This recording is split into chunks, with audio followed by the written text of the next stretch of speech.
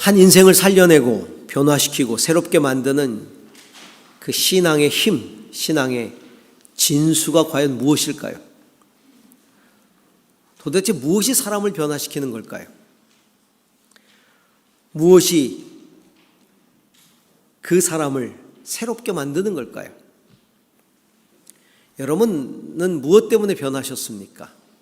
누가 나를, 무엇이 나를, 어떤 힘이 나를 변하게 만들었습니까? 많은 사람들이 인생의 중요한 길목에서 교회를 찾습니다. 예배를 드리고 신앙생활을 시작합니다. 그런데 그 인생이 변화되고 그리고 회복되고 지금까지와는 전혀 다른 인생을 살아갈 수 있도록 만든 것, 그것은 신앙생활 시작하고 내가 습관적으로 드리고 있는 예배의 생활은 아니라는 겁니다. 물론 예배는 종교인에게 있어서 매우 중요합니다. 신앙을 갖고 있다는 표도 되고요. 내 삶에 있어서 굉장히 중요한 부분을 차지하기도 합니다. 그러나 우리는 너무나 잘 압니다. 습관적으로 예배드리는 그 예배라는 게 우리를 변화시키지 않는다는 걸 너무나 잘 알고 있습니다. 왜냐하면 만약에 예배가 사람을 변화시킨다면 예배를 드리는 모든 그리스도인들이 죄를 짓지 말아야 합니다.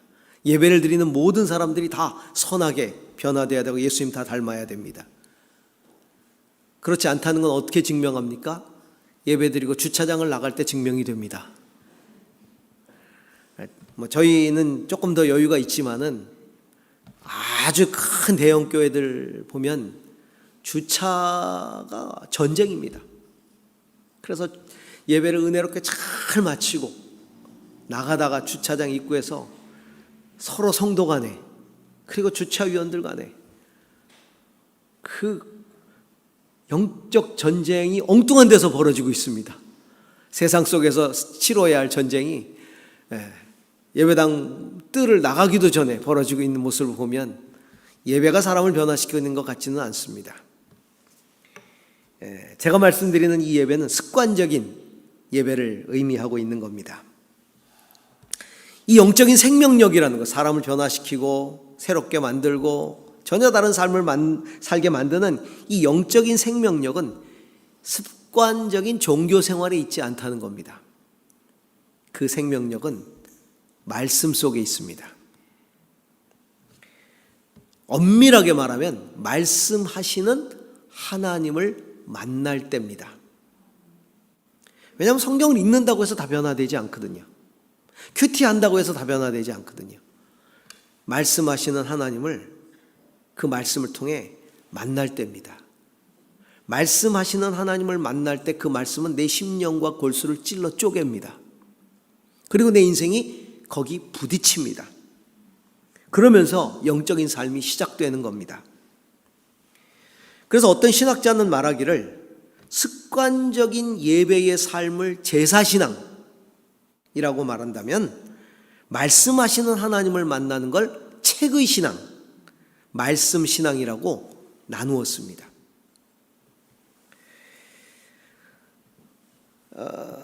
책의 신앙, 그 말씀 신앙이 인생을 바꾸어 놓는다는 겁니다. 제사 신앙이 성전 중심이라면 책의 신앙은 말씀 중심입니다. 제사 신앙이 보는 신앙이라면 말씀 신앙은 듣는 신앙입니다. 오늘 우리는 예배를 드리러 왔습니다. 우리는 많은 경우에 있어서 예배를 본다 말합니다. 오늘 예배 보러 간다 이렇게 말합니다. 그리고 예배를 사실은 봅니다. 찬양을 하는 사람을 보고 사회자를 보고 설교자를 보고 예배의 순서를 보고 그리고 많은 이 예배의 그 내용들을 보고 돌아갑니다. 그런데 그렇게 보고 가는 건 우리 인생을 변화시키지 못한다는 겁니다. 예배가 사람을 변화시킨다면 그것은 보여주는 예배의 순서들이 아니라 그 예배 가운데 들려지는 살아계신 하나님의 말씀입니다. 이스라엘 백성들이 성전을 다시 지었습니다. 성벽도 지었습니다. 눈에 보여지는 것 다시 만들었습니다. 보여지면 안정이 됩니다. 보여지면 편안합니다. 보여지면 든든합니다. 그런데 눈에 보이는 것들이 다 재건되었다고 해서 영적인 회복이 일어난 것이 아니었습니다. 눈에 보이는 그것들, 성전이나 성벽들이 그들을 변화시킨 것이 아니었습니다. 그들의 마음을 뒤흔들어 놓고 눈물로 회개하게 만든 것은 선포되었던 말씀입니다. 수문학 광장에 모여서 하나님 말씀을 듣고 선포되어지는 그 하나님의 말씀에 마음이 부딪힐 때 그들은 그 마음들이 깨어졌고 녹아졌고 회개하고 눈물을 흘리기 시작한 것이죠. 말씀을 통해 하나님을 만났기 때문입니다. 성전의 장엄함이 하나님을 만나게 한 것이 아니라 그 성벽의 그 위대함이 하나님을 만나게 한 것이 아니라 말씀이 하나님을 만나게 한 것입니다. 그들은 비로소 말씀을 듣고 회복하기 시작합니다. 율법의 말씀을 들으면서 모두 울었다. 느헤미야 8장 9절에는 그렇게 나와 있죠. 말씀을 들으면서 모두 울었다. 말씀을 들으면서 울었습니다. 이미 주님은 이스라엘이 멸망하기 전에 이렇게 말씀하셨습니다. 호세아 4장 6절 같이 한번 읽겠습니다. 내 백성이 나를 알지 못하여 망한다. 네가 제사장이라고 하면서 내가 가르쳐준 것을 버리니 나도 너를 버려서 내가 다시는 나의 성직을 맡지 못하도록 하겠다.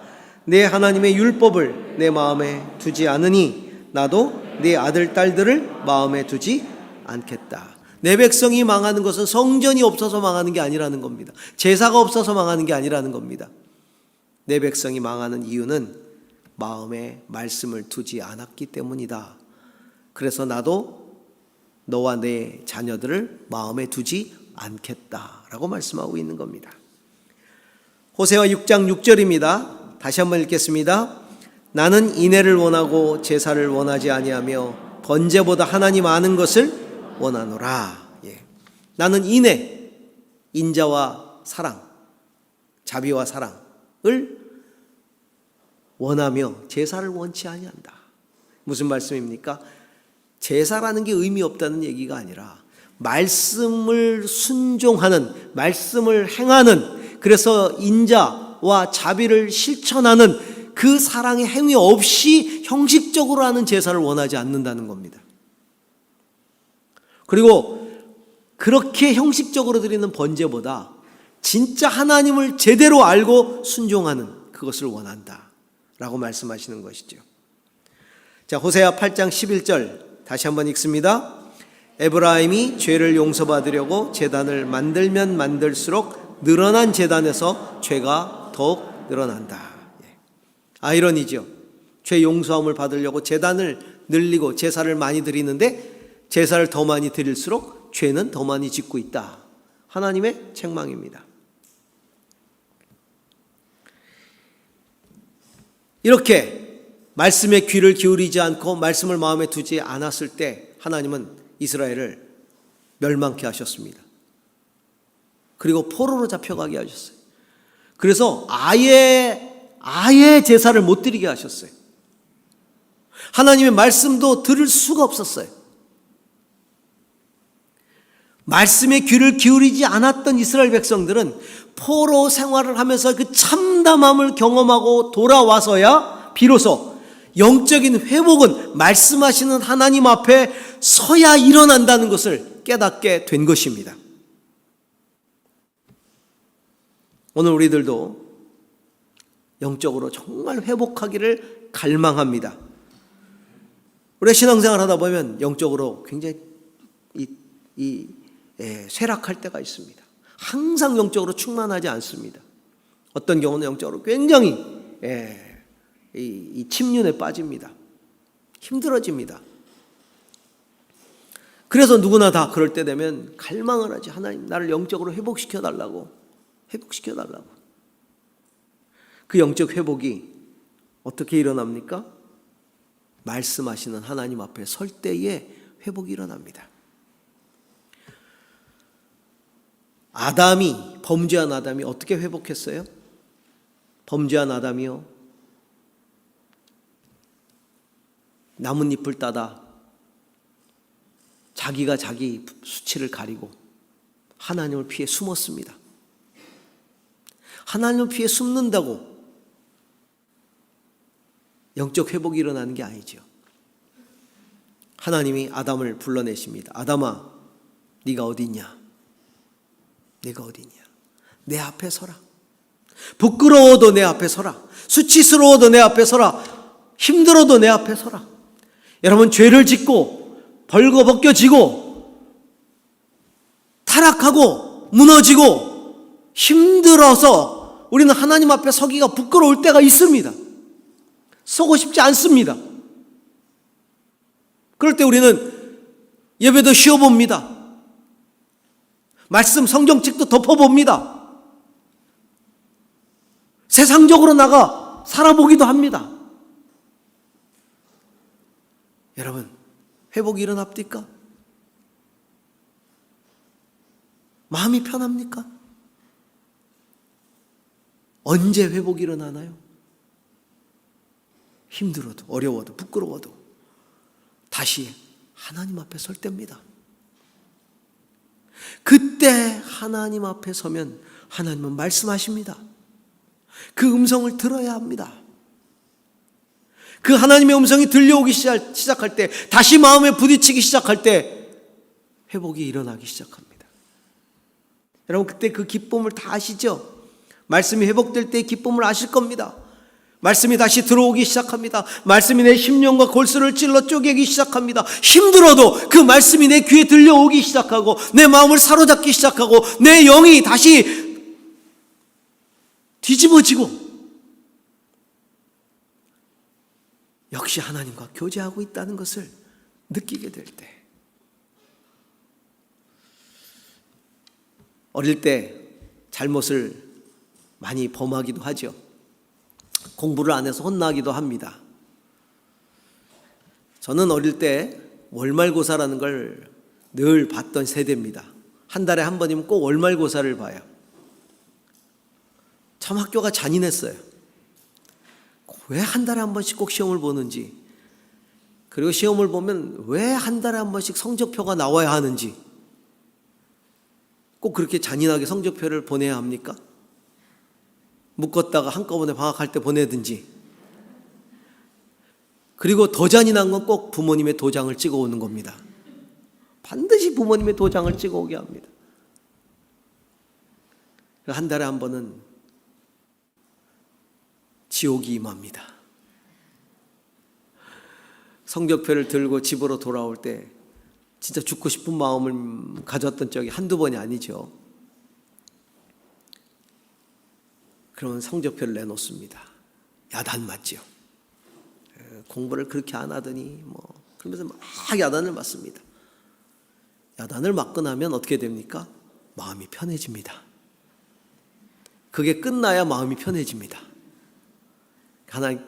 이 부모님께 야단 맞고 다시 새로운 다짐을 하고 공부 열심히 하겠다고 하고, 그러면 또 야단치고 나면 또 부모님이 또 맛있는 거 사주시고. 근데 이상하게 어떤 때는요, 성적표를 드렸는데 아무 말씀이 없습니다. 그때부터 잠이 안 옵니다. 왜 아무 말씀 안 하시지? 분명히 야단을 치셔야 되는데 아무 말씀 안 하시지? 나를 포기했나, 내 인생을? 도대체 왜 그러시지? 차라리 야단을 맞는 게 편합니다.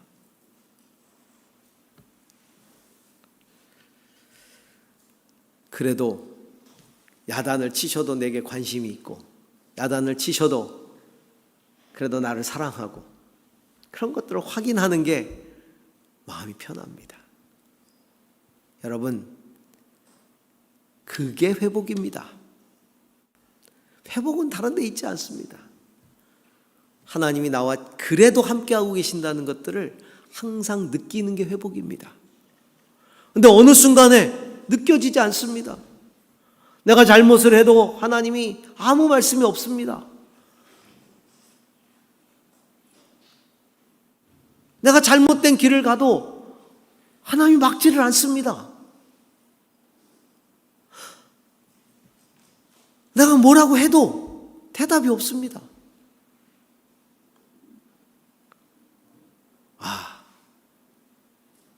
마음이 편하다. 여러분 그렇게 생각되십니까? 불안이 오기 시작합니다. 하나님이 내 인생을 포기하신 건 아닐까? 아예 나를 버리신 건 아닌가? 여러분, 하나님 앞에 서는 방법은요, 말씀 앞에 서는 겁니다. 내 죄를 다 내려놓고 하나님 말씀 앞에 서기 시작할 때 말씀이 내 심령 가운데 다가오기 시작합니다. 말씀하시는 하나님을 만나기 시작합니다. 때로는 책망으로, 때로는 권면으로, 때로는 위로로, 때로는 칭찬으로 그렇게 다가옵니다. 그럴 때 눈물을 흘리면서 하나님을 경험하게 됩니다. 우리가 말씀하시는 하나님 앞에 설 때 우리에게 어떤 영적인 회복이 일어날까요? 첫째는요, 회개가 일어납니다. 회복을 가져다주는 회개가 일어납니다. 이스라엘 백성들이 말씀하시는 하나님을 만날 때 그들은 금식하고 회개하기 시작합니다. 1절 2절에 보니까 이스라엘 자손들이 다 모여서 금식하면서 굵은 베옷을 입고 먼지를 뒤집어 썼다, 이렇게 말씀하고 있습니다. 그들이 말씀하시는 하나님을 만나기 시작하고 그 말씀이 들려오기 시작하니까 그들은 죄가 보이기 시작하고 회개하기 시작합니다. 말씀은 우리가 하나님으로부터 얼마나 멀리 떨어져 있나를 가르쳐주는 잣대가 됩니다. 우리가 말씀을 성경이라고 부르죠. 성경, 거룩한 경전이라고 부릅니다. 이 거룩한 경전이 경전으로서 확정된 것을 정경이라고 부릅니다. 이 정경은 어떤 뜻이냐면 원래가 잣대라는 뜻입니다. 잣대, 자입니다. 자. 우리가 누구를 믿고 어떻게 살 것인가를 재주는 잣대입니다. 제가 얼마 전에 성경에 나오는 식물을 키우고 있는 식물원이 제주도에 있습니다. 성경에 있는, 이스라엘에서 가져다가 성경의 식물들을 한 100여 종 키우고 있는 이 정원이 있어서 제가 그 얘기는 들었는데, 우리 청년들도 다녀왔는데 저는 한 번도 가보지 못해서 그때 갔습니다. 갔는데 거기에 그 갈대, 이 잣대, 이 애굽의 잣대를 만드는 그 갈대, 우리 갈대 상자라고 말하잖아요. 그 갈대를 거기다 심어놨는데 저는 우리 여기 제주에 있는 억새하고 비슷한 줄 알았어요. 갈대가. 그런데 그 갈대가요, 우리 대나무하고 비슷합니다. 완전히 대나무예요. 얼마나 딱딱한지 몰라요. 그걸로 진짜 한 대 맞으면요, 진짜 이거 엄청나게 아플 것 같아요. 성경에도 그런 구절들이 나옵니다. 그런데 참 놀라운 건 그 갈대가요, 마디가 있어요. 대나무도 마디가 있죠. 이 갈대도 마디가 있어요. 근데 대나무 마디는 똑같지 않습니다. 길이가 달라요. 근데 이 갈대의 마디는 길이가 똑같습니다. 그래서 잣대로 쓴다고 하는 거예요. 그 길이 몇 마디면 얼마 딱 나옵니다. 이게 아주, 그래서 그게 척도가 되는 겁니다. 그 척도라고 하는 말이 성경의 정경이라는 말입니다. 캐논이라고 그러잖아요. 캐논이 척도라는 뜻이에요. 우리의 믿음, 누구를 믿고 어떻게 살 것인가를 우리는 성경을 통해 배우는데, 그 잣대가 될 수 있는 정확한 경전, 이죠. 말씀은 잣대입니다. 우리가 하나님으로부터 얼마나 멀어져 있는지, 하나님의 뜻으로부터 얼마나 멀어져 있는지를 알기 위한 잣대가 바로 하나님의 말씀입니다. 우리가 비록 습관적으로 예배하고 신앙생활에 필요한 의무를 다 이행하고 있다 할지라도 하나님의 뜻에 합당하게 살고 있는지 그렇지 않은지는 알 수 없어요. 그건 어떻게 알아요? 말씀에 내 심령이 부딪혀서, 내 삶이 부딪혀서 찔러 쪼개어질 때라야 알 수 있는 겁니다. 회개가 무엇입니까? 내 삶이 말씀에 부딪혀서 합당하지 못한 부분들이 쪼개지고 찔려지고, 그래서 그것들이 발견되어져서 돌이키는 것, 이게 회개입니다. 진정한 회개를 시작할 때 회복이 일어나기 시작합니다. 회개는 회복을 가져옵니다. 회개 없는 회복은 불가능합니다. 그래서 영적인 회복이라는 것은 회개를 통해 하나님이 기뻐하는 모습으로 돌아가는 게 영적 회복입니다.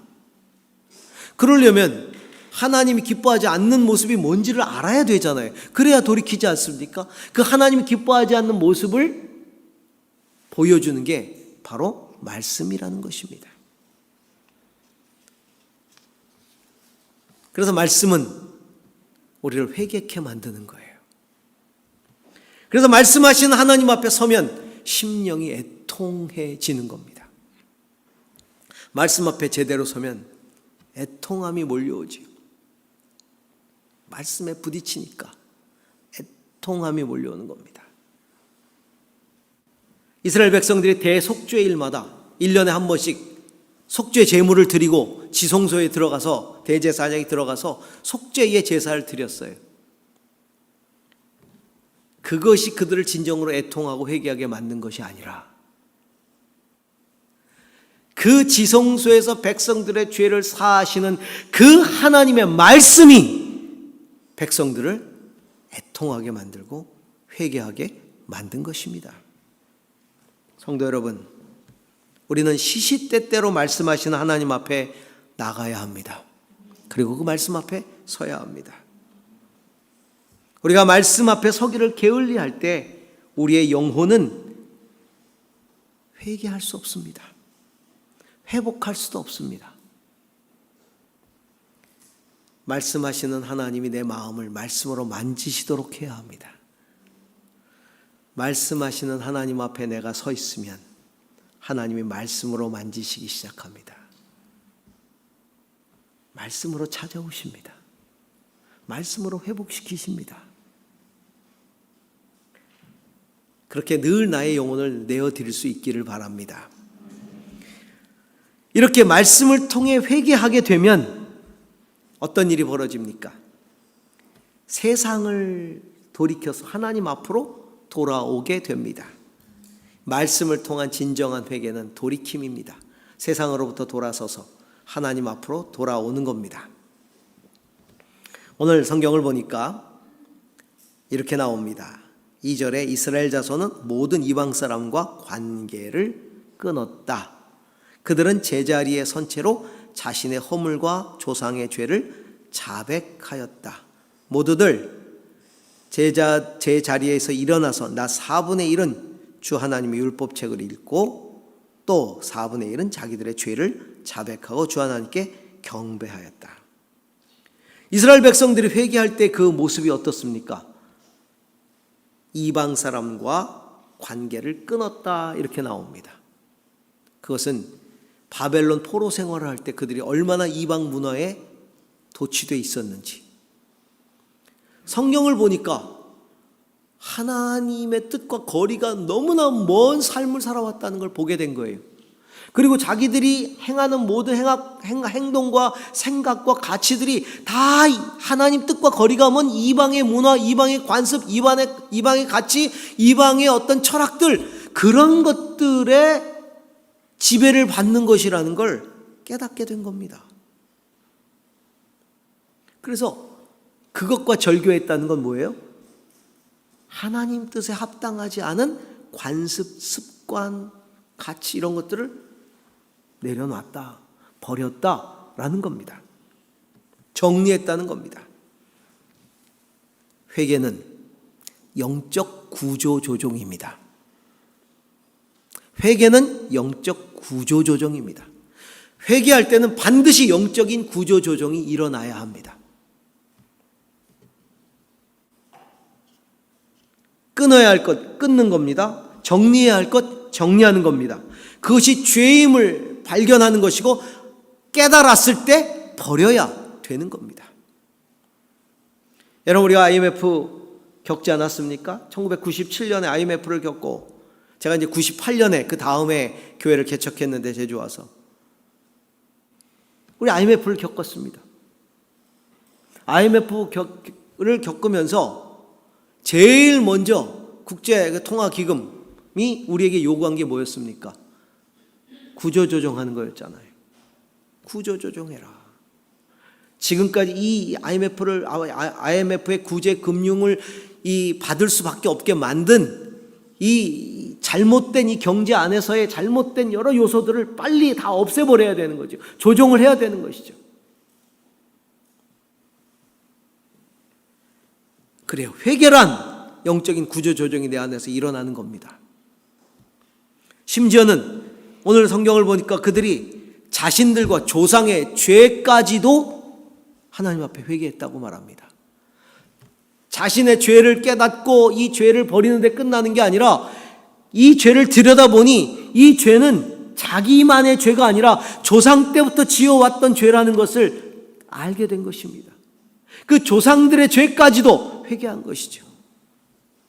성경을 보니 다 드러나는 거예요. 왜 우리가 바벨론의 포로로 잡혀가게 됐는지 보니까 그 조상들의 그 죄에 대해서 하나님이 심판하셨다는 것이 깨달아지기 시작한 거예요.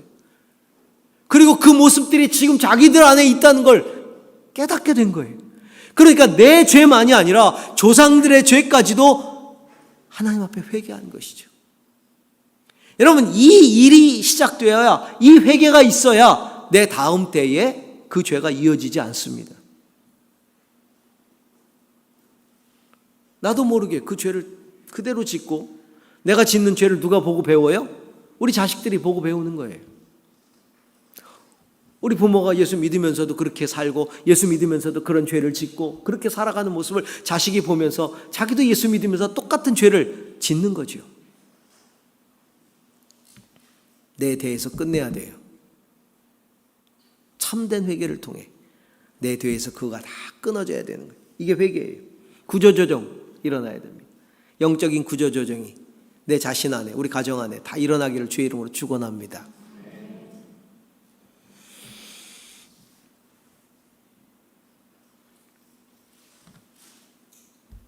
조상 대대로 지금까지 너무나 자연스럽게 내 삶에 들어왔던 것들이 죄임을 깨달아요. 그리고 버리기로 결단한 거예요. 말씀은요, 내게 자연스러운 것이 얼마나 영적으로 부자연스러운 것인지를 깨닫게 해주는 게 말씀이에요. 죄가 죄인 줄 모를 때는 그것이 너무나 자연스러웠어요. 그렇게 사는 것이, 그렇게 행하는 것이. 그런데 죄인 줄 아는 순간 내게 너무나 부자연스러운 것이 되어버려요. 그 부자연스러운 것이 대대로 이어온 것이라면 그 영향을 받아온 모든 것을 끊어버려야 되는 것이죠.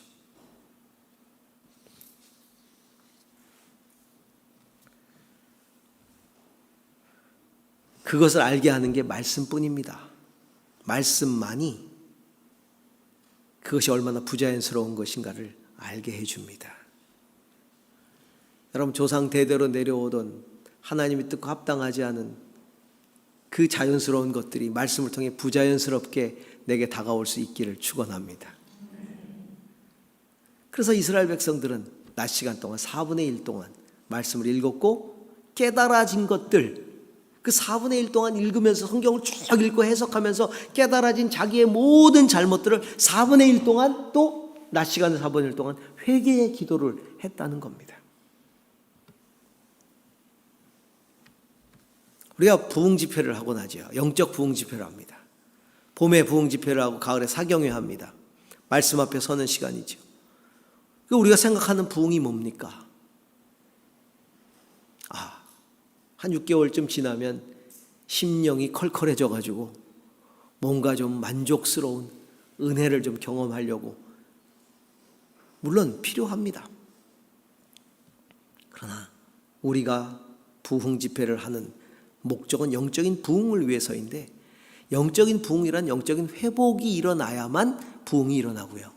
그 영적인 회복은 말씀에 내 삶이 부딪혀서 세속적인 습관, 가치, 욕망들과 절교하고 우리 죄를 자복하고 우리의 삶을 돌이킬 때라야 영적인 회복이 일어나는 거예요.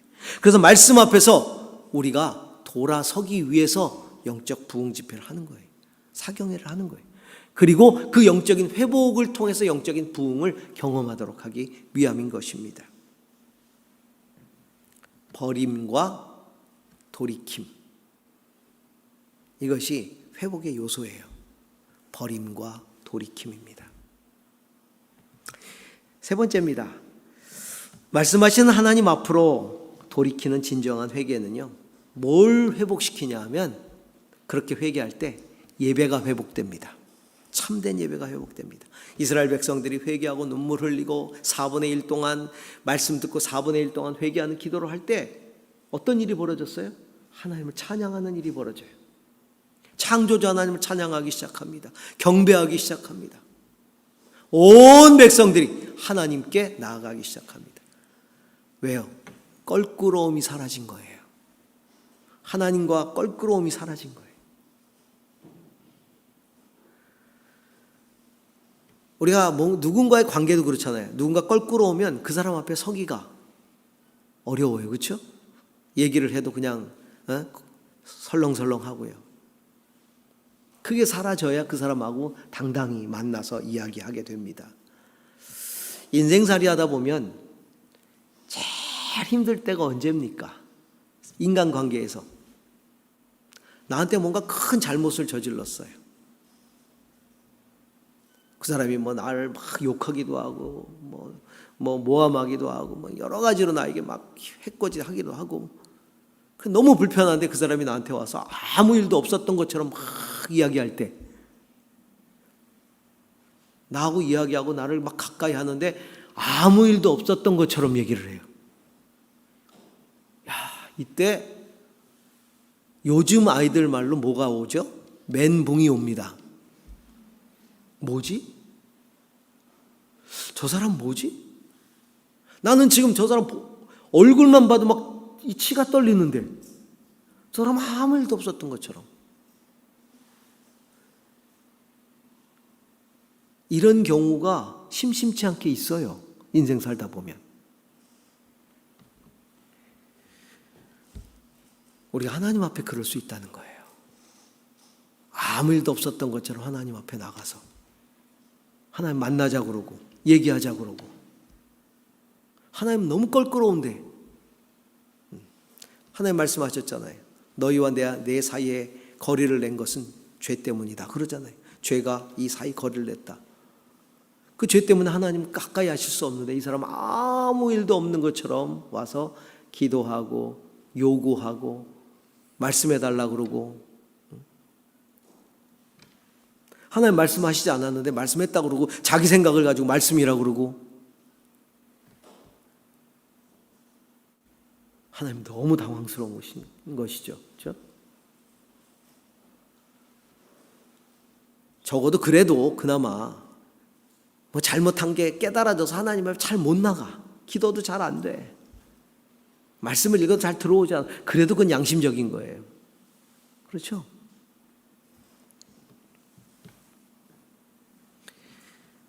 그거 해결해야 돼요. 그래야 내가 살아납니다. 관계가 회복돼요. 그래서 참된 회개를 해야 된다는 거예요. 하나님의 말씀 앞에 나가서 깨달아지는 대로 회개하고, 주님의 자비를 구하고, 주님의 그 죄사함의 은혜를 경험하고, 그리고 그 죄 문제를 해결하고, 그리고 하나님 앞에 예배하는 거예요. 우리는 영적으로 그런 경험 다 해봤습니다.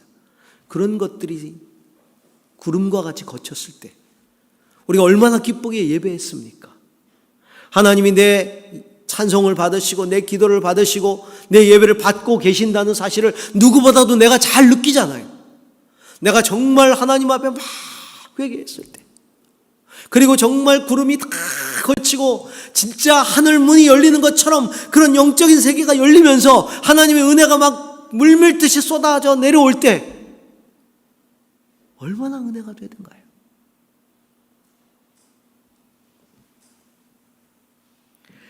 우리가 진정한 회개를 하게 되면서 우리는 버리게 되잖아요. 돌이켜 버리게 됩니다. 버리면 거기에 빈자리가 생겨요. 버린 것들에 빈자리가 생겨요. 그 빈자리가 하나님의 은혜로 채워지는 거죠. 우리가 회개할 때 우리는 그걸 우리 스스로가 느낍니다. 그 빈자리를 느끼게 됩니다. 그 빈자리가 은혜고 은혜로 채워져야 하는 자리라는 사실을 느끼게 되면서 그때 참 은혜를 갈망하게 되는 겁니다. 하나님, 제게 은혜가 필요합니다. 당신의 긍휼이 필요합니다. 역사가 필요합니다. 말씀이 필요합니다. 당신의 축복이 필요합니다. 그때 거기다 채우시는 거예요, 하나님께서. 그럴 때 지켜보는 예배가 아니라 드리는 예배가 시작됩니다. 지켜보는 예배가 아니라. 그럴 때 습관적인 예배가 아니라 말씀하시는 하나님을 만나는 예배가 시작됩니다. 주여 말씀하옵소서, 종이 듣겠나이다. 하나님의 거룩 앞에 서는 이사야 선지자가 드렸던 예배 같은 그런 예배가 드려집니다. 숯불로 나의 부정한 입술을 태우고 그리스도의 보혈로 나를 씻어주시고 성령으로 나를 사로잡으시는 그 예배를 경험하는 거죠. 하나님이 진짜 내 찬양과 경배를 받기에 합당하신 분임을 깨닫고 그 하나님을 높여드리는 그 영광스러운 예배가 시작되는 겁니다. 하나님을 하나님 되게 하는 예배가 시작되는 거예요. 사랑하는 성도 여러분, 우리는 지금 어디 서 있습니까? 잘 지은 예배당 안에 서 있습니까? 아니면 말씀하신 하나님 앞에 서 있습니까? 예수님은 수가성 우물가의 여인에게 하나님의 영과 진리로 예배하는 자를 찾으신다라고 말씀하셨습니다. 이 여인은 죄가 많은 여인이었죠. 하지만 이런 여인도 회개하고 하나님 앞에 나오면, 예수 그리스도를 만나면, 그 보혈로 씻음을 받으면, 메시아 되신 예수님을 영접하면 영과 진리로 예배할 수 있다는 거죠. 그렇게 영과 진리로 예배하게 될 때 그의 삶이 변할 수 있다는 겁니다. 실제로 그 여인이 메시아이신 예수 그리스도를 만나자마자 인생이 뒤집어져 버렸어요. 그녀의 예배가 더 이상 그리심산의 이방신에게 드리는 예배가 아니라 메시아를 통해 속죄의 구원의 은혜를 입고 하나님 앞에 드리는 예배가 된 거예요. 예수님을 통해서, 십자가를 통해서 우리는 하나님 앞에 서는 겁니다. 성도 여러분, 오늘도 말씀하시는 하나님 앞에 섭시다. 그 하나님 앞에서 진정한 영적인 회복을 경험하는 저와 여러분이 될 수 있기를 주의 이름으로 축원합니다. 기도하겠습니다.